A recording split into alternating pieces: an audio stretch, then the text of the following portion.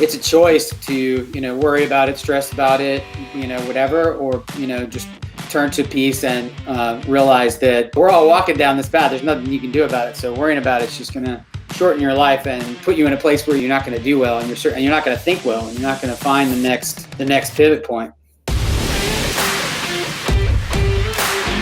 have a guest today who is a longtime friend. So Matt, good to see you again. Yeah, man. Thanks for inviting me on, and love to share. And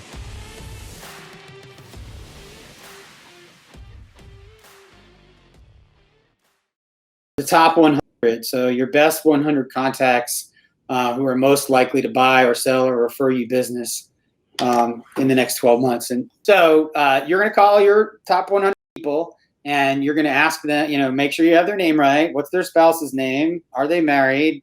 Are they, God forbid, are they getting divorced? Or, what's their life situation, right? You should have a sense, hopefully it's in writing in your CRM, but at least in your brain, you need a sense of where are these people at in their life. Are they, their kids going to college? Are they empty nesters? Somebody getting married? Like, where are they at in their life? Because all those details are going to inform the conversation in the coming months and years about what they're going to do in terms of real estate. So, name, physical address, email address, cell phone number, birthday.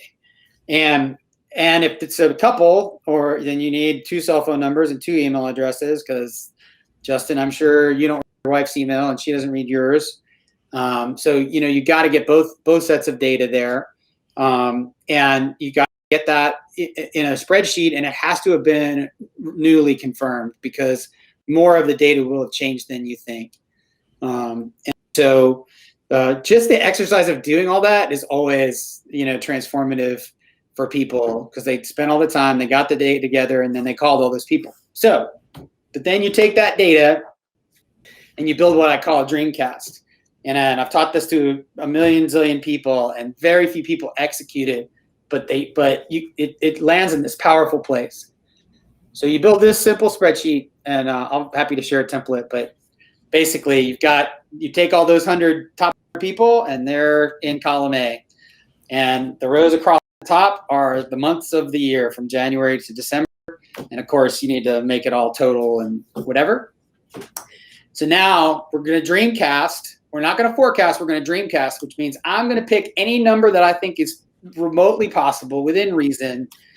And Bill said, hey, I might buy a lake house this summer. That's all he said.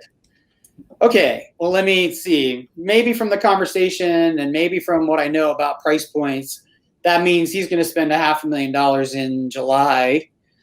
Okay, so that's a $15,000 commission. So on my dreamcast, I'm going to put that $15,000 number under the month of July.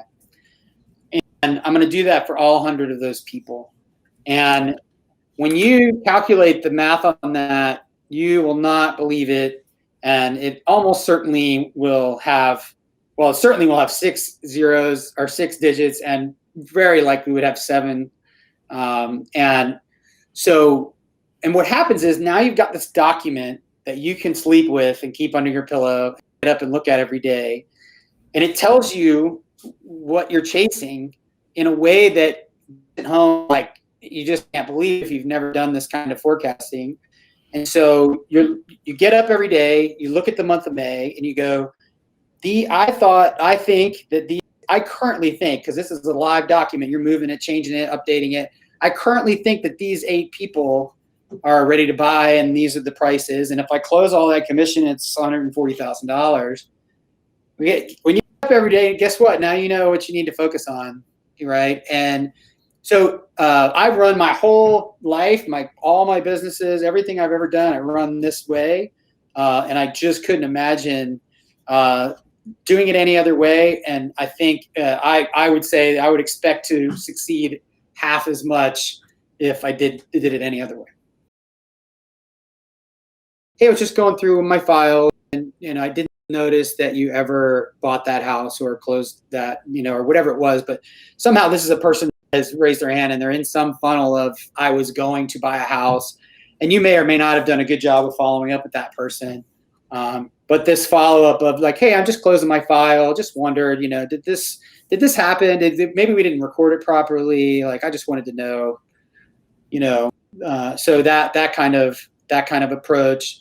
Another one that's I learned from Realtor.com, and they stole it from somebody else, is this text of, is this Amy? Is this, first name? Question mark. That's it. So if you send a couple texts, you don't get any reply. Is this Amy? Question mark. Almost always is going to get some reply, even if the reply is please die. And then I'll give you one more. My all-time favorite, works every time, will no longer work for me if you're watching this text or watching this podcast. But you text somebody 3 times, they don't answer you back. The text is this thing on? Question mark, several emojis. Absolutely, I have never sent that text and not gotten a reply.